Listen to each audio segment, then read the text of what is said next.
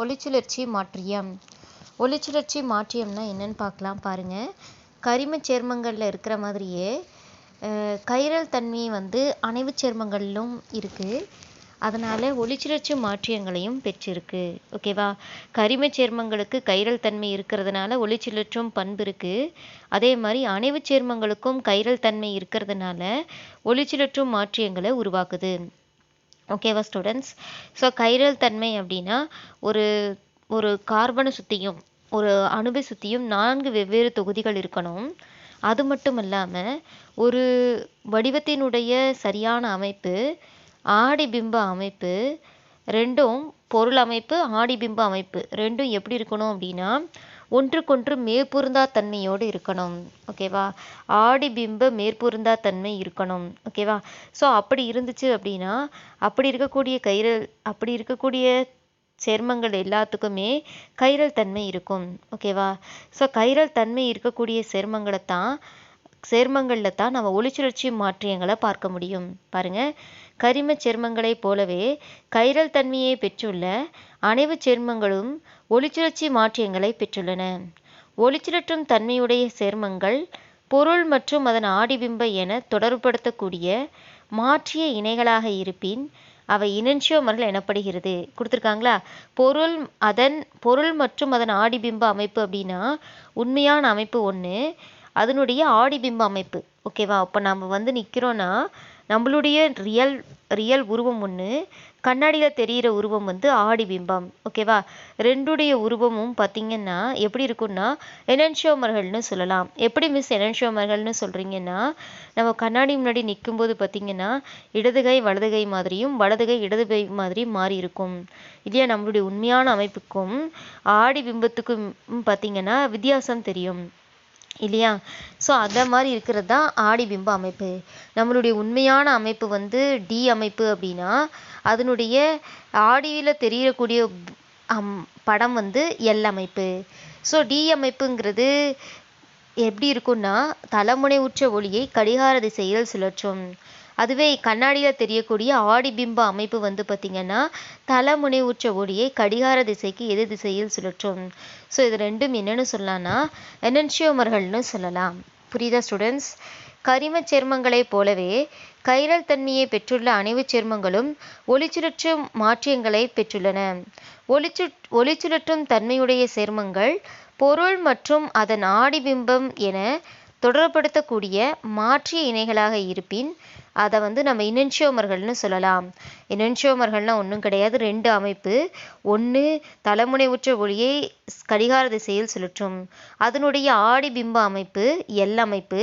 அது தலைமுனை உற்ற ஒளியை கடிகார திசைக்கு எதிர் திசையில் சுழற்றும். சுழற்சியினுடைய அளவு கரெக்டாக தான் இருக்கும். டி அமைப்பு 50% தலைமுனை உற்ற ஒளியை சுழற்றினால் எல் அமைப்பும் 50% தலைமுனை உற்ற ஒளியை சுழற்றும். ஓகேவா? ஸோ டி அமைப்பு கடிகார திசையில் சுழற்றினால் எல் அமைப்பு கடிகார திசைக்கு எதிர் திசையில் சுழற்றும். ஸோ இப்போ இந்த ரெண்டையும் நம்ம என்னென்னு சொல்லலாம்னா எனன்சியோமர்கள்னு சொல்லலாம். ஓகேவா? எஸ். இந்த மாற்றியங்களின் கரைசல்கள் வழியே பாருங்க, தலைமுனை உற்ற ஒளியை செலுத்தும் போது அவ்வொளியின் தளத்தினை இம்மாற்றியங்கள் வலஞ்சுழியாகவோ அல்லது இடஞ்சுழியாகவோ சுழற்றுகின்றன. கொடுத்துருக்காங்களா ஸ்டூடெண்ட்ஸ்? ஸோ டி அமைப்பு தலைமுனை உற்ற ஒளியை கடிகார திசையிலையும் எல் அமைப்பு தலைமுனை உற்ற ஒளியை கடிகார திசைக்கு எதிர் திசையிலையும் சுழற்றும். ஓகேவா? அதை தான் அவங்க அப்படி சொல்லியிருக்காங்க. ஓகே, நம்ம டி மற்றும் எல் அப்படின்னு சொல்லக்கூடிய 2 அமைப்புகளின் கரைசலில் நம்ம ஒளியை பாஸ் பண்ணும்போது ஒன்று தலைமுனை உற்ற ஒளியை கடிகார திசையில் சுழற்றும், இன்னொன்று கடிகார திசைக்கு எதிர் திசையில் சுழற்றும். கடிகார திசையில் சுழற்றக்கூடிய அமைப்பு டி அமைப்பு, எதிர் திசையில் சுழற்றக்கூடிய அமைப்பு எல் அமைப்பு. ஓகேவா? எஸ். நீங்கள் இங்கே பாருங்கள், mxx3n + or - mxs2abn + or - mxs2b2n + or - ஆகிய வகை எண்முகி அணைவுகளில் ஒளிச்சுழற்சி மாற்றிய பண்புகளை பார்க்கலாம். ஸோ ஃபர்ஸ்ட் எக்ஸாம்பிள் பாருங்கள். mxx3n + or - எக்ஸாம்பிளாக கோபால்ட் En thrice 3+ங்கிற ஒளிச்சுழற்சி மாற்றியங்களை கொடுத்துருக்குறாங்க. பாருங்கள், En COEN thrice 3+. இதில் EN thrice அப்படிங்கிறது ஒன்றும் கிடையாது. EN ethylene thiamine. இது தலைமுனைவுற்ற ஒளியை சுழற்றும் பண்பை பெற்றிருக்கும் இந்த அணைவுச் சேர்மங்கள். பாருங்க, ENங்கிறது ஒரு இருமுனை இனி. ஒரு இனி மைய உலோக அணுவுக்கு 2 வழங்கிய அணுக்கள் மூலம் 2 ஈதல் சகப்பிணைப்பை உருவாக்கும். ஓகேவா? ஸோ நெக்ஸ்ட் பாருங்க students, COCl2 EN twice plus. ஓகேவா? இதில் கொடுத்துருக்காங்களா, இதில் வந்து பார்த்தீங்கன்னா Cl அப்படிங்கிறது ஒரு முனை ஈனி, அதுவே EN அப்படிங்கிறது இருமுனை ஈனி. இருமுனை ஈனி 2 டைம்ஸ் இருக்குது. ஸோ இப்போ 2 × 2 4, 4 + 2 6, அணைவு எண் 6. ஸோ அதனால் எண்முகி மாற்றியங்களில் இது வந்திருக்கு. கோபால்ட் குளோரைடு EN twice இருக்கா, COEl2 EN twice ப்ளஸ். இந்த அணைவுச் சேர்மங்கள் வந்து பார்த்திங்கன்னா, இந்த அணைவுச் சேர்மம் 3 மாற்றியங்களை கொண்டிருக்கு. ஓகேவா? அவைகளுள் இரு மாற்றியங்கள் ஒளிச்சுழற்றும் தன்மையுடைய சிஸ் மாற்றியங்கள் ஆகும். கொடுத்துருக்காங்களா? ஸோ இது தலைமுனைவுற்ற ஒளியை சுழற்றும் பண்பு இதுக்கு இருக்குது, ஒளிச்சுழற்றும் பண்பு இதுக்கு இருக்குது. ஸோ இதில் ஒளிச்சுழற்றும் தன்மையுடைய சிஸ் மாற்றியங்கள் உருவாகுது, இரு மாற்றியங்கள் உருவாகுது. பாருங்க, மற்றொன்று ஒளிச்சுழற்றும் தன்மையற்ற டிரான்ஸ் மாற்றியம். ஒன்று ஒளிச்சுழற்றும் தன்மையுடைய இரு மாற்றியங்களில் ஒன்று வந்து ஒளிச்சுழற்றும் தன்மையுடைய சிஸ் மாற்றியம், இன்னொன்று ஒளிச்சுழற்றும் தன்மையற்ற டிரான்ஸ் மாற்றியம். சரி, இந்த வடிவமைப்புகள் கீழே கொடுத்துருக்காங்க பாருங்க. படத்தை பாருங்க ஸ்டூடெண்ட்ஸ், இங்கே கொடுத்துருக்குறாங்க. COCl2 EN twice ப்ளஸ் அப்படிங்கிறத கொடுத்துருக்காங்க. ஓகேவா? இது வந்து பார்த்தீங்கன்னா, இது வந்து டி அமைப்பு அப்படின்னா இது எல் அமைப்பு. இது வந்து ஒளிச்சுழற்றும் மாற்றியங்கள். ஓகே, இது தலைமுனைவுற்ற ஒளியை கடிகார திசையில் சுழற்றும். இது தலைமுனைவுற்ற ஒளியை கடிகார திசைக்கு எதிர் திசையில், இது கடிகார திசையில் சுழற்றும், இது கடிகார திசைக்கு எதிர் திசையில் சுழற்றும். ஓகேவா? எஸ். சரி, அணைவுச் சேர்மங்களுக்கான கொள்கைகள் பார்க்கலாம். பாருங்க, ஆல்ஃபர்ட் வெர்னர் அணைவுச் சேர்மங்களில் காணப்படும் பிணைப்பை ஒரு லூயி அமிலத்திற்கும் காரத்திற்கும் இடையான பிணைப்பாக கருதினார். ஆமாம் தானே ஸ்டூடெண்ட்ஸ்? ஸோ ஆனால் அணைவுச் சேர்மங்களில் கண்டறியப்பட்ட சில பண்புகளை விளக்குவதற்கு அவரது அணுகுமுறை பயன்பட்டுச்சு. ஓகேவா? இருந்தாலும் இவருடைய அணுகுமுறையை பயன்படுத்தி அணைவுச் சேர்மங்களின் ஓகே ஸோ நிறம், காந்த பண்பு, இதை வந்து வெர்னர் கொள்கை விளக்கலை. ஸோ வெர்னர் கொள்கையை தொடர்ந்து லினன்ஸ் பாலிங் இணைதிறன் பிணைப்பு கொள்கையை முன்மொழிந்தார். ஓகேவா? ஸோ வந்து வெர்னர் வந்து அணைவுச் சேர்மங்களுடைய நிறம், காந்த பண்பை பற்றி சொல்லலை. அவர் சொல்லாமல் விட்டதுனால அடுத்து லினஸ் பாலிங் அப்படிங்கிறவர் இணைதிறன் பிணைப்பு கொள்கையை உருவாக்கினார். ஓகேவா?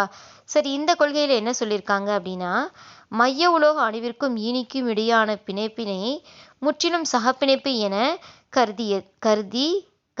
கருதினாங்க. ஓகேவா? ஸோ என்ன பண்ணாங்கன்னா, மைய உலோக அணுவுக்கும் ஈனிக்கும் இடையே இருக்கக்கூடிய பிணைப்பை என்னன்னு கருதினார்னா சகப்பிணைப்புன்னு எடுத்துக்கிட்டாரு. பெத்தே மற்றும் வான் வெலாக் அப்படிங்கிறவர் என்ன பண்ணார்னா, உலோக அயனி மற்றும் ஈனிகளுக்கு இடையேயான அணைவுச் உலோகங்கள் மற்றும் ஈனிகளுக்கு இடையேயான இடைவினையானது ஒரு நிலை மின்னியல் கவர்ச்சி விசை அப்படின்னு கருதி படிகப்புல கொள்கையை அணைவுச் சேர்மங்களுக்கு விரிவுபடுத்தி அவைகளின் பண்புகளை விளக்கினார். ஓகேவா? இப்போ வெர்னர் வந்து நிறம் மற்றும் காந்த பண்பை சொல்லலை, அதை சொல்லாமல் விட்டதுனால அடுத்த வந்து உலோக அயனிக்கும் மைய உலோக அயனிக்கும் ஈனிக்கும் இடையே இருக்கிற பிணைப்பை சகப்பிணைப்புன்னு வச்சுக்கிட்டு பாலிங் அவருடைய இணைதிறன் பிணைப்பு கொள்கையை சொல்லியிருந்தார். அடுத்து என்ன பண்ணாங்கன்னா, பெத்தே வான் வெலாக் அப்படிங்கிறவர் உலோக அயனி மற்றும் ஈனிகளுக்கு இடையேயான ஒரு நிலைமின்னியல் கவர்ச்சி விசையை எடுத்து படிகப்புல கொள்கையை அணைவுச் சேர்மங்களுக்கு விரிவுபடுத்தி அவைகளின் பண்புகளையும் விளக்கியிருக்கிறாரு. ஸோ மேலும் அதை தொடர்ந்து என்ன பண்ணியிருக்காங்கன்னா, அணைவுச் சேர்மங்களில் காணப்படும் பிணைப்பின் தன்மையை விளக்குவதற்கும் ஈனி புல கொள்கை மற்றும் மூலக்கூறு ஆர்பிட்டால் கொள்கையும் உருவாக்கியிருக்காங்க. எஸ், இப்போ நம்ம பார்க்கலாம் ஸ்டூடெண்ட்ஸ், 1 by 1 பார்க்கலாம். ஃபஸ்ட்டு இணைதிறன் பிணைப்பு கொள்கைனா என்னன்னு பார்க்கலாம். அடுத்து படிகப்புல கொள்கை இந்த ரெண்டையும் நம்ம எக்ஸ்பிளைன் பண்ணலாம். ஃபஸ்ட்டு ரொம்ப இம்பார்ட்டண்ட் கொஸ்டின் ஸ்டூடெண்ட்ஸ், கண்டிப்பாக எக்ஸாமில் என்ன கேட்பாங்க, இணைதிறன் பிணைப்பு கொள்கையை எழுதுக. இணைதிறன் பிணைப்பு கொள்கையின் முக்கிய கருதுகோள்கள் யாவைன்னு கேட்பாங்க. எப்படி வெர்னர் கொள்கை ரொம்ப இம்பார்ட்டண்ட்டோ அதே மாதிரி இணைதிறன் பிணைப்பு கொள்கையும் ரொம்ப முக்கியம். ஓகே, பாருங்கள். ஸோ இணைதிறன் பிணைப்பு கொள்கையில் என்ன பண்ணியிருக்காங்கன்னா, மைய உலோக அயனியில் காலியான இனக்கலப்பு ஆர்பிட்டால்கள் இருக்கும். ஸோ மைய உலோக அணு இருக்கு இல்லைங்களா ஸ்டூடெண்ட்ஸ், அந்த மைய உலோக அயனியில் பார்த்தீங்கன்னா காலியான வெற்று ஆர்பிட்டால்கள் இருக்கும்னு சொல்கிறாங்க. இனக்கலப்பில் ஈடுபடக்கூடிய வெற்று ஆர்பிட்டால்கள் இருக்கும். ஓகேவா? ஸோ மைய உலோக அயனியில் காலியான வெற்று ஆர்பிட்டால்கள் இருக்கும், அது இனக்கலப்பில் ஈடுபடும். ஸோ இந்த வெற்று காலியான ஆர்பிட்டாலுக்கு என்ன பண்ணும் அப்படின்னா, தனித்த எலக்ட்ரான்களை கொண்டுள்ள ஈனிகள் எலக்ட்ரானை வழங்கி அதில் போய் நிரம்பிடும். ஓகேவா? ஸோ மைய உலோக அணுவின் காலியான வெற்று ஆர்பிட்டாலில் ஈனிகள் என்ன பண்ணுன்னா எலக்ட்ரானை வழங்கி அந்த ஈனிகள் அந்த மைய உலோக அயனியினுடைய காலியான ஆர்பிட்டாலில் போய் நிரம்பும். அப்படி நிரம்பும் போது ஒன்றோடு ஒன்று மேற்பொருந்தும். ஆர்பிட்டால்கள் ஒன்றோடு ஒன்று மேற்பொருந்தும் போது அங்கே பிணைப்பு உருவாகும். அதுதான் இந்த இணைதிறன் பிணைப்பு கொள்கையை சொல்லியிருக்கு. ஸோ கவனிங்க ஸ்டூடெண்ட்ஸ். ஸோ ஒரு மைய உலோக அணு இருக்குதுன்னா அந்த மைய உலோக அயனியில் காலியான வெற்று ஆர்பிட்டால்கள் உருவாகும். இந்த மாதிரி காலியான வெற்று ஆர்பிட்டால்கள் மைய உலோக அயனியில் இருக்கும். ஓகேவா? ஸோ மைய உலோக அயனியில் காலியான வெற்று ஆர்பிட்டால்கள் இருக்கும். ஸோ இதுக்கு இந்த காலியான வெற்று ஆர்பிட்டாலுக்கு ஈனிகள் என்ன பண்ணுன்னா எலக்ட்ரானை வழங்கும். இப்போ Cl- அப்படின்னா ஒரு முனை ஈனி, அது தன்கிட்ட இருக்கிற ஒரு எலக்ட்ரானை இந்த மைய உலோக அணுவுக்கு வழங்கி வெற்று ஆர்பிட்டாலில் போய் நிரம்பும். இங்கே ஒரு அதனுடைய எலக்ட்ரானை இப்படி வழங்கி என்னாகும், இதுகிட்ட இருக்கக்கூடிய ஒரு எலக்ட்ரான் இதுகிட்ட இருக்கக்கூடிய ஒரு எலக்ட்ரானும் சேர்ந்து என்னாகும், இனக்கலப்பில் ஈடுபடும். ஸோ மைய உலோக அயனியினுடைய வெற்று இனக்கலப்பு ஆர்பிட்டால்களும் காலியான வெற்று ஆர்பிட்டால்களும் ஈனிகளினுடைய எலக்ட்ரான்களும் ஒன்றோடு ஒன்று ஈனிகளை நிரப்பப்பட்ட ஆர்பிட்டால்களும் மைய உலோக அயனியின் காலியான ஆர்பிட்டால்களும் ஒன்றோடு ஒன்று மேற்பொருந்தி அங்கே சகப்பிணைப்பு உருவாகும். ஓகேவா? இதை சொல்லக்கூடியதான் இணைதிறன் பிணைப்பு கொள்கை. பாருங்க, இணைதிறன் பிணைப்பு கொள்கையின் முக்கிய அம்சங்கள்.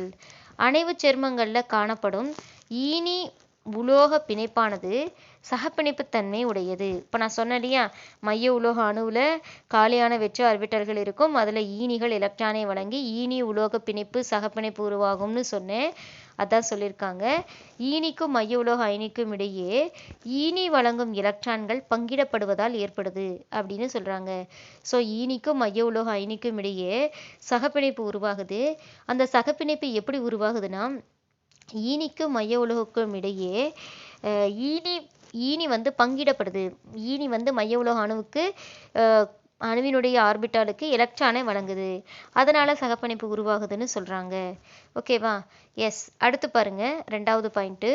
ஒவ்வொரு ஈனியும் குறைந்தபட்சம் ஒரு தனித்த இரட்டை எலக்ட்ரான்களை கொண்டுள்ள நிரப்பப்பட்ட ஆர்பிட்டால்களை பெற்றிருக்க வேண்டும். அப்போ கண்டிப்பாக ஒரு ஈனியிலையும் தனித்த இரட்டை எலக்ட்ரான்களை கொண்டுள்ள நிரப்பப்பட்ட ஆர்பிட்டால்கள் இருக்கணும் அப்படின்னு சொல்கிறாங்க. கண்டிப்பாக ஈனியினுடைய ஆர்பிட்டால்களில் எலக்ட்ரான்கள் இருக்கணும்னு சொல்கிறாங்க. கண்டிப்பாக 2 எலக்ட்ரான்கள் நாச்சும் இருக்கணும். இருந்தால் தானே அது மைய உலோக அணுவுக்கு கொடுத்து பிணைப்பை உருவாக்க முடியும். அடுத்து பார்த்தீங்கன்னா, ஒரு அணைவு அயனியின் உள்ள மைய உலோக அயனியானது ஈனிகள் வழங்கும் ஓரிணைய எலக்ட்ரானை ஏற்றுக்கொள்ள ஏதுவாக தேவையான எண்ணிக்கையில் காலியான ஆர்பிட்டால்களை பெற்றிருக்க வேண்டும். இப்போ மைய உலோக அணுவுக்கு வந்தாச்சு. மைய உலோக அயனி என்ன பண்ணணும், ஈனிகளை ஏற்றுக்கிற அளவுக்கு காலியான வெற்று ஆர்பிட்டால்களை அந்த மைய உலோக அயனி பெற்றிருக்க வேண்டும். ஓகேவா? ஸோ மைய உலோக அயனி என்ன பண்ணுன்னா, ஈனியை வாங்கிக்கிறதுக்கு தகுந்த மாதிரி என்ன பண்ணியிருக்கணும், காலியான வெற்று ஆர்பிட்டால்களை பெற்றிருக்கணும். எப்படின்னா, ஈனிகளை அது ஏற்றுக்கிற அளவுக்கு காலியான வெற்று ஆர்பிட்டால்களை அந்த மைய உலோக அயனி பெற்றிருக்கணும். மைய உலோக அணுவின் வெற்று ஆர்பிட்டால்கள் எப்படி இருக்குன்னா இனக்கலப்பு அடைகின்றன. ஓகேவா? மைய உலோக அயனியினுடைய வெற்று ஆர்பிட்டால்கள் மட்டும்தான் இனக்கலப்பில் ஈடுபடும். ஓகே. ஸோ அப்படின்னா என்னன்னா, ஒப்பிடத்தக்க ஆற்றலுடைய அணு ஆர்பிட்டால்கள் ஒன்றோடு ஒன்று கலந்து சம எண்ணிக்கையில் சம ஆற்றலுடைய புதிய ஆர்பிட்டால்கள் உருவாகும். ஓகேவா? ஸோ இப்போ பார்த்தீங்கன்னா, 4 இனக்கலப்பு ஆர்பிட்டால்கள் இனக்கலப்பில் ஈடுபடுதுன்னா, இனக்கலப்பு முடிஞ்சதுக்கப்புறம் அதே எண்ணிக்கையில் 4 ஆர்பிட்டால்கள் உருவாகும், புதிய ஆர்பிட்டால்கள் உருவாகும். ஸோ அதே ஆற்றல் அளவுக்கு ஆர்பிட்டால்கள் உருவாகும். மைய உலோக அணுவின் இந்த வெற்று ஆர்பிட்டால்கள் இனக்கலப்படையுது. அதாவது ஒப்பிடத்தக்க ஆற்றலுடைய அணு ஆர்பிட்டால்கள் ஒன்றோடு ஒன்று கலந்து சம எண்ணிக்கையில் சம ஆற்றலுடைய புதிய ஆர்பிட்டால்கள் உருவாகும். ஓகேவா? ஸோ மைய உலோக அணுவின் இனக்கலப்படைந்த வெற்று ஆர்பிட்டால்கள் ஈனிகளில் நிரப்பப்பட்ட ஆர்பிட்டால்களுடன் நேர்கோட்டில் பொருந்தி உலோக மற்றும் ஈனிகளுக்கு இடையே ஈதல் சிக்மா சகப்பிணைப்பை ஏற்படுத்தும். ஓகேவா? மைய உலோக அணுவின் இனக்கலப்படைந்த வெற்று ஆர்பிட்டால்கள் ஈனிகள் நிரப்பப்பட்ட ஆர்பிட்டால்கள் என்ன பண்ணும்? நேர்கோட்டில் ஒன்றோடு ஒன்று மேற்பொருந்தும். அப்படி மேற்பொருந்தும் போது உலோகம் ஈனிகளுக்கு இடையே ஈதல் சிக்மா சகப்பிணைப்பு ஏற்படுத்தும். ஓகேவா? ஸோ இனக்கலப்படைந்த ஆர்பிட்டால்களுக்கு என்ன பண்பு வந்துடும்னா திசை பண்பு உடையவை. ஸோ திசை பண்பு அப்படின்னா புறவெளியில் குறித்த திசையில் அமையறதுனால அதுக்கு குறிப்பிட்ட வடிவம் வந்துடுதுன்னு சொல்கிறாங்க. பாருங்கள்.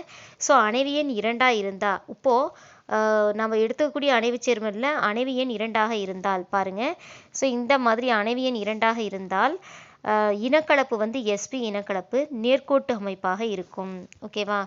எஸ். அதுவே அடுத்து வந்து பார்த்திங்கன்னா AgCN ட்வைஸ்.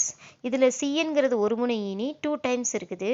ஸோ அங்கே sp அப்படிங்கிற எது உருவாகுதுன்னா நேர்கோட்டு அமைப்பு உருவாகுது. அங்கே sp இனக்கலப்பு உருவாகுது. அடுத்து HgI3 அப்படின்னா பாருங்கள். இங்கே ஈனி வந்து 3 ஈனி, ஐங்கிறது ஒரு முனை ஈனி மைய உலோக அணுவுக்கு ஒரு எலக்ட்ரானை வழங்கி 3 சகப்பிணைப்பை உருவாக்கும், ஈதல் சகப்பிணைப்பு உருவாகும். அப்போ இனக்கலப்பு என்னன்னா sp2 இனக்கலப்பு. அதனுடைய அமைப்பு என்ன அப்படின்னா தல முக்கோணம். அதனுடைய அமைப்பு என்ன? தல முக்கோணம். ஓகேவா ஸ்டூடெண்ட்ஸ்? அடுத்து பாருங்கள். ஸோ அணைவு எண் 4. அணைவு எண் 4னா இனக்கலப்பு sp3. அணைவு எண் 4னா இனக்கலப்பு sp3. வடிவம் வந்து நான்முகி. அமைப்பு வந்து பார்த்திங்கன்னா nickel tetra carbonyl nickel tetra chloride 2- அயனி. ஸோ இதில் நிக்கல் வந்து 4 கார்பனைலோடையும் 4 குளோரினுடையும் இனக்கலப்பில் இருக்குது இல்லையா? ஸோ ஃபஸ்ட் அணைவில் 4 கார்பனைல் அப்படிங்கிறது ஒரு முனை ஈனி மைய உலோக அணுவுக்கு 4 எண்ணிக்கைனா 4 ஈதல் சகப்பிணைப்பு உருவாக்குது. ஸோ அதனால் அணைவு எண் 4. அதே மாதிரி நிக்கல் டெட்ரா குளோரைடும் வந்து அணைவு எண் 4. அதுவும் என்ன பண்ணுதுன்னா sp3 இனக்கலப்பை உருவாக்குது. ஓகேவா? எஸ். சரி, நெக்ஸ்ட் பாருங்கள் ஸ்டூடெண்ட்ஸ். நிக்கல் டெட்ரா கார்பனைலும் நிக்கல் டெட்ரா குளோரைடும் பார்த்திங்கன்னா அணைவு எண் 4. ஸோ sp3 இனக்கலப்பு. அமைப்பு வந்து நான்முகின்னு சொன்னோம். அதுவே நிக்கல் CN 4 × 2- இங்கே வந்து பாருங்கன்னா இங்கேயும் அணைவு எண் 4 தான். இங்கே இருக்கக்கூடிய CN- அப்படிங்கிறது வலிமையான ஈனி.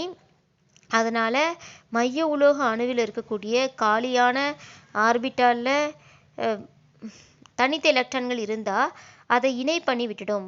ஓகேவா? எது? இந்த CN- ஈனி. ஏன்னா CN- வலிமையான ஈனி. அதனால் இப்படி மாறிடும். PtNH3 4 × 2+ அப்படிங்கிறது என்ன அப்படின்னா அதுவும் அணைவு எண் 4. ஸோ அணைவு எண் 4 இருக்கிறதுனால DsP2 இனக்கலப்புக்கு உட்பட்டு தலச்சதுரம் அப்படிங்கிற அமைப்பை பெறுது. ஓகேவா? FeCO5 முக்கோண இரு பிரமிடு ஸ்டூடெண்ட்ஸ். ஸோ முக்கோண இரு பிரமிடில் பார்த்தீங்கன்னா அணைவு எண் வந்து 5. Dx² - y² ஆர்பிட்டால் வந்து இதில் இருக்குது. ஸோ இங்கே அமைப்பு பார்த்திங்கன்னா முக்கோண இரு பிரமிடு அமைப்பு உருவாகுது. ஓகேவா? அடுத்து பாருங்கள் ஸ்டூடெண்ட்ஸ். TiH2O 6 × 3+. ஓகேவா? அதே மாதிரி FeCN6 4-, FeCN6 3-, CONH3 6 3+. ஸோ இதில் எல்லாம் பார்த்திங்கன்னா உள்ள ஆர்பிட்டால்களில் இருக்கக்கூடிய அணைவு எல்லாமே எண்முகி வடிவத்தை பெறுது. காரணம் அணைவு எண் 6. ஸோ என்ன இனக்கலப்புனா D² sp3 இனக்கலப்பு. ஓகேவா? DZ² மற்றும் Dx² - y²ங்கிற உட்கூட்டு ஆர்பிட்டால் இனக்கலப்பில் ஈடுபடுது. ஓகேவா? அடுத்து அணைவு எண் 6. ஓகே. FeF6 4-, COF6 4-, FeH2O 6 2+. அப்படின்னு வெளி ஆர்பிட்டால் அணைவுகள் மூலமாக எண்முகி அமைப்பை பெறுது. பாருங்க, இது உள்ள ஆர்பிட்டால் மூலமாக இனக்கலப்பு அடையுது. ஸோ அதனால் d2sp3 d2sp3ல மேல் சொன்னது உருவாகுது. அதுவே FeF64- COF64- FeH2O6 இதெல்லாம் வந்து பார்த்திங்கன்னா வெளிக்கூட்டு ஆர்பிட்டால்கள் இனக்கலப்பில் ஈடுபடுறதுனால d² மற்றும் dx² - y² வெளிக்கூட்டு ஆர்பிட்டால்கள் இனக்கலப்பில் ஈடுபடுறதுனால sp3d² அப்படிங்கிற இனக்கலப்பில் உட்பட்டு எண்முகி அமைப்பு உருவாகுது. ஓகேவா ஸ்டூடெண்ட்ஸ்? அடுத்து பாருங்க, எண்முகி அணைவுகளில் n-1d ஆர்பிட்டால்கள் இனக்கலப்பு ஆதலில் ஈடுபட்டு இருந்தால் அத்தகைய அணைவுகள் உள் ஆர்பிட்டால் அணைவுகள்னும் குறைச்சுழற்சி அணைவுகள்னும் சொல்லலாம். நான் மேலே ஒன்று சொன்னேன் இல்லையா, எண்முகி அணைவுகளில் பாருங்கள், எண்முகி அணைவுகளில் என்ன சொன்னோம், உள்ள ஆர்பிட்டால் அணைவு வெளி ஆர்பிட்டால் அணைவுன்னு சொன்னோம் இல்லையா. அது ஏன் உள்ள ஆர்பிட்டால் அணைவுன்னு சொல்கிறோன்னா, இதில் n-1d ஆர்பிட்டால்கள் இனக்கலப்பில் ஈடுபட்டுச்சுன்னா அதை உள்ள ஆர்பிட்டால்கள்னும் குறைச்சுழற்சி அணைவுகள்னும் சொல்லலாம். அதுவே nd ஆர்பிட்டால்கள் இனக்கலப்பில் ஈடுபட்டுச்சுன்னா அதை வெளி ஆர்பிட்டால் அணைவுன்னும் உயர் சுழற்சி அணைவுன்னும் சொல்லலாம்.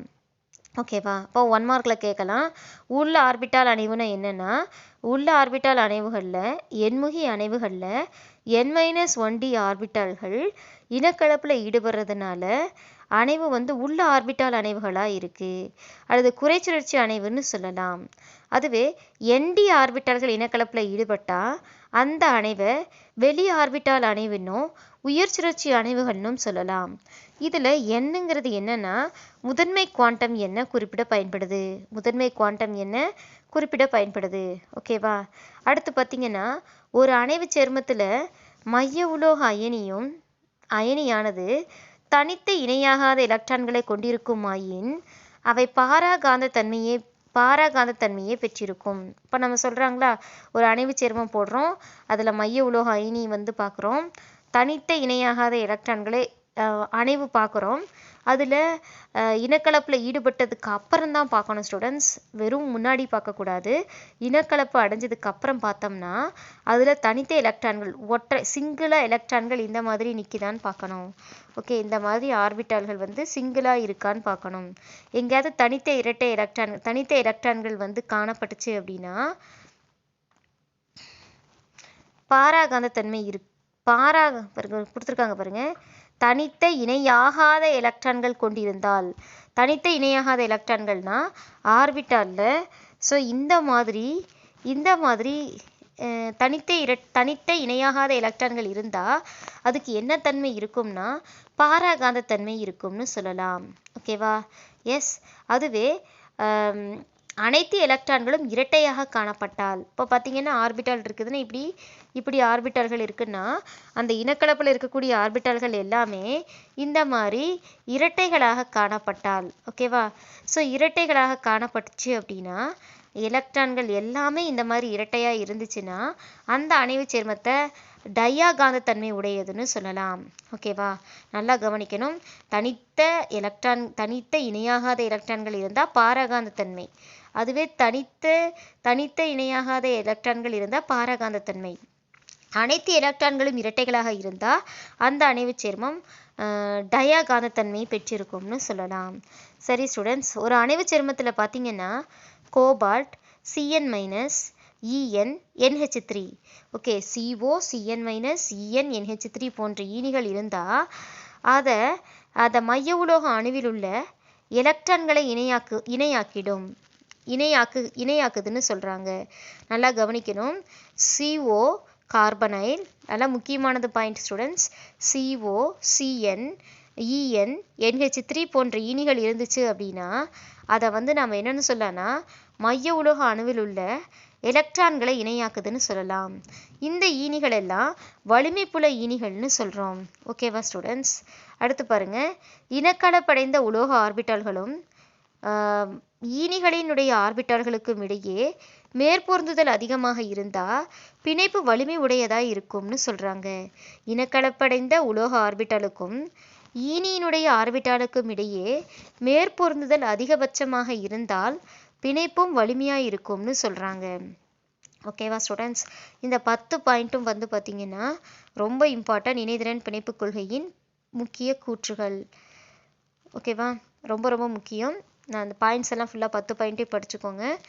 மேலே இணைதிறன் பிணைப்பு கொள்கை அப்படிங்கிற ஹெட்டிங்கில் இருந்து இணைதிறன் பிணைப்பு 5.51 இருந்து கீழே வந்து பார்த்தீங்கன்னா இந்த எடுத்துக்காட்டுக்கு மேலே வரைக்கும் நீங்கள் ஒரு எக்ஸாம்பிளுக்கு மேலே வரைக்கும் ரொம்ப இம்பார்ட்டன்ட் ஸ்டூடெண்ட்ஸ்.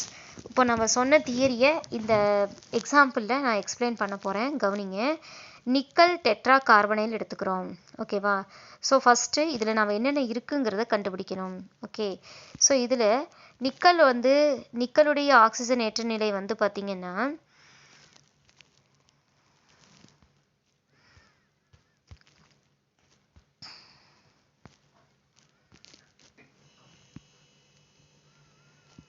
கவனிங்க. இதில் இருக்க நிக்கல் பூஜ்ஜிய ஆக்சிஜனேற்ற நிலையை பெற்றிருக்கும். ஏன்னா இது வந்து பூஜ்ஜிய இணைத்திறன் உடையது. ஏன்னா கார்பனைல் இருக்குது இல்லையா? ஸோ அதனால் இந்த அணை வந்து நடுநிலை மின்சுமை வாய்ந்தது. ஓகேவா?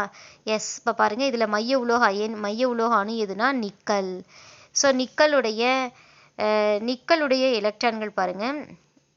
மைய உலோக அயனி வந்து மைய உலோக அணு வந்து பார்த்திங்கன்னா நிக்கல். அதனுடைய வெளிக்கூட்டு எலக்ட்ரான் அமைப்பு நிக்கலுடைய அணியன் 28. நிக்கலுடைய அணியன் 28னா எலக்ட்ரான் அமைப்பு எழுதலாம் 3d8 போடலாம். 3d8 அப்படிங்கிறது நிக்கலினுடைய பொதுவான எலக்ட்ரான் அமைப்பு. போட்டாச்சா?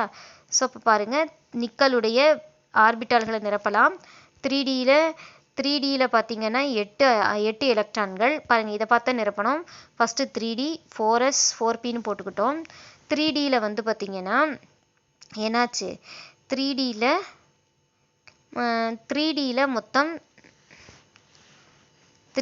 மொத்தம் 8 எலக்ட்ரான்கள். பாருங்கள் எப்படி நிரப்பியிருக்காங்கன்னா 1 2 3 4 5 ஓகே 1 தான் போடணும். 5 6 7 8 நிரப்பிட்டாங்களா? 8 எலக்ட்ரானை நிரப்பிட்டாங்க. 4sல 2 எலக்ட்ரானை இங்கே நிரப்பிட்டாங்க. எஸ். 3Dயில் 8 எலக்ட்ரானையும் 4sல 2 எலக்ட்ரானையும் நிரப்பிட்டோம். இங்கே ஈனியின் தன்மை, இங்கே இருக்கக்கூடிய CO ஈனி என்ன ஈனி அப்படின்னா வலிமையான ஈனி. இப்போ மேலே இந்த பாயிண்டில் சொன்னோமா CO என்னென்னு சொன்னோம்? CO CN EN ENH3 எல்லாம் வலிமையான ஈனி. ஸோ மைய உலோக அணுவில் இருக்கக்கூடிய எலக்ட்ரான்களை இது என்ன பண்ணணும்னு சொல்லியிருக்கோம்? இணையாக்கிடும்னு சொல்லியிருக்கோம் இல்லையா? ஸோ அதுதான் இங்கேயும் நடக்க போகுது. இணையாகுது. எப்படின்னு பாருங்க.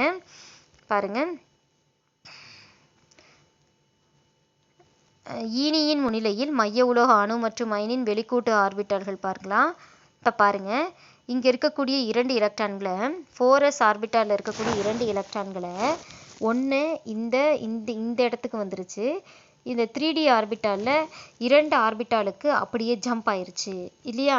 எஸ். 4sல இருந்த 2 எலக்ட்ரானும் 3Dனுடைய கடைசி 2 பாக்ஸுக்கு ஜம்ப் ஆயிடுச்சு.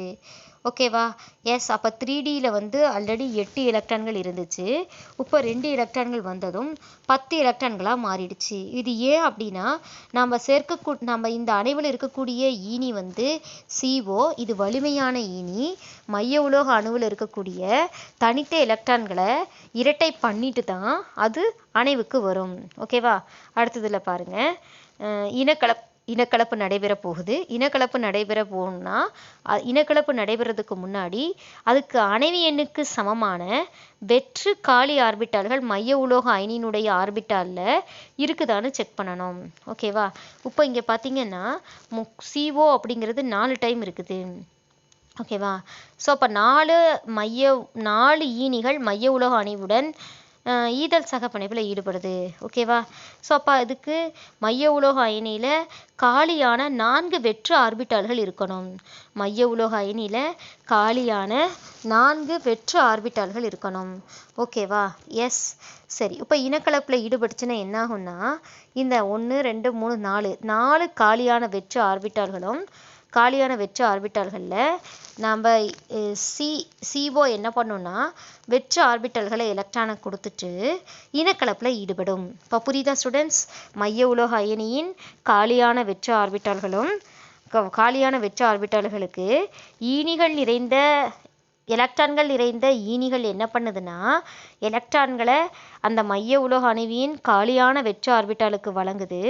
அப்படி வழங்கும் போது ஒரு எஸ் ஆர்பிட்டாலுக்கு வழங்குது, 3 p ஆர்பிட்டாலுக்கு வழங்குது. ஓகே, பாருங்க, நீங்களே பாருங்க, ஒரு எஸ் ஆர்பிட்டால் 3 p ஆர்பிட்டால்.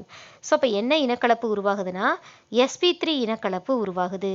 புரியுதா ஸ்டூடெண்ட்ஸ்? ஸோ sp3 இனக்கலப்பு நீங்கள் கவனிக்கணும், ஒரு எஸ் ஆர்பிட்டாலும் 3 p ஆர்பிட்டாலும் இனக்கலப்பில் ஈடுபடுது. அப்போ மொத்தமாக 4 ஆர்பிட்டால்கள் இனக்கலப்பில் ஈடுபடுது. இனக்கலப்பில் ஈடுபட்டு ஓகே சமமான எண்ணிக்கையில் 4 sp3 இனக்கலப்படைந்த ஆர்பிட்டால்கள் உருவாகுது. உருவாக்கியிருக்கா பாருங்க, கீழே பாருங்க, 4 இனக்கலப்படைந்த ஆர்பிட்டால்கள் உருவாயிருக்கு. ஓகேவா? 4 இனக்கலப்படைந்த sp3 ஆர்பிட்டால்கள் உருவாயிருக்கு. ஸோ sp3 இனக்கலப்பு இங்கே அணைவு எண் வந்து பார்த்தீங்கன்னா 4, அணைவு எண் 4 sp3 இனக்கலப்பு. அணைவு எண் 4 sp3 இனக்கலப்புனா என்ன அமைப்பு? அமைப்பு வந்து நான்முகி. எப்படி சொல்கிறோம் அப்படின்னா பாருங்கள், இந்த அட்டவணையில் சொல்லியிருக்கிறோமா, அணைவு எண் 4ஆக இருந்து இனக்கலப்பு sp3ஆக இருந்தால் அதனுடைய அமைப்பு நான்முகின்னு சொல்லியிருக்கிறோம். ஓகேவா? ஸோ நிக்கல் டெட்ரா கார்பனைனுடைய அமைப்பு நான்முகி. Okay, S. சரி, கீழே பாருங்க, அடுத்து இது போட்டுட்டோமா? எஸ். அடுத்து இதில் வந்து வடிவம் வந்து நான்முகின்னு நிரப்பிடணும். காந்த பண்பு பார்க்கலாம். இதில் தனித்த இரட்டை எலக்ட்ரான்கள் இதில் இருக்கா? இனக்கலப்புக்கு அப்புறம் பார்க்கணும். இதில் தனித்த இரட்டை எலக்ட்ரான்கள் எங்காவது இருக்குதா? கிடையாது. தனித்த இரட்டை எலக்ட்ரான்களே இல்லை அப்படின்னா எல்லாமே எப்படி இருக்குதுன்னு அர்த்தம்? இனக்கலப்பில் ஆர்பிட்டாலில் இருக்கக்கூடிய எலக்ட்ரான்கள் எல்லாமே இணையாகவே இருக்குது. ஸோ இணையாகவே இருக்குன்னா என்ன தன்மை உடையது? டயா காந்தத்தன்மை உடையது. என்ன காந்தத்தன்மை உடையது? டயா காந்தத்தன்மை உடையது. ஓகேவா? எஸ். காந்த திருப்புத்திறன் வாய்ப்பாடை நம்ம ஸ்பின் ஒன்லி மேக்னெட்டிக் மூமெண்டம் கண்டுபிடிச்சோம் அப்படின்னா தனித்த இரட்டை எலக்ட்ரான்கள் இருந்தால் தான் மதிப்பு வரும். இது வந்து டயா காந்த பண்பு இருக்குது. காரணம் அந்த இனக்கலப்பு ஆர்பிட்டால்களில் இருக்கக்கூடிய அனைத்து ஆர்பிட்டால்களும் எலக்ட்ரான்கள் இரட்டையாகவே இருக்குது. எலக்ட்ரான்கள் இரட்டையாகவே இருக்கிறதுனால மியூஎஸ் வந்து பார்த்திங்கன்னா, மியூஎஸ்க்கு ஃபார்முலா, டயாகாந்த பண்புக்கு ஃபார்முலா √n×n+2 ஃபார்முலா, அதனுடைய வேல்யூ 0 தான் வரும். என்ன காரணம்னா தனித்த இரட்டை எலக்ட்ரான்கள் இல்லை, எல்லாமே இணையாக இருக்குது. பாருங்கள், இது வெர்னர் கருதுகோளில் சொல்லியிருப்போம். பாருங்கள், அனைத்து எலக்ட்ரான்களும் இரட்டைகளாக காணப்பட்டால் அணைவு சேர்மத்தில் உள்ள மைய உலோக அயனியானது அனைத்து எலக்ட்ரான்களும் இரட்டைகளாக காணப்பட்டால் அந்த அணைவு சேர்மம் என்ன தன்மை உடையது? டயா காந்த பண்பை பெற்றிருக்கும்னு சொல்லலாம். ஓகேவா? எஸ். புரியுதா ஸ்டூடெண்ட்ஸ்?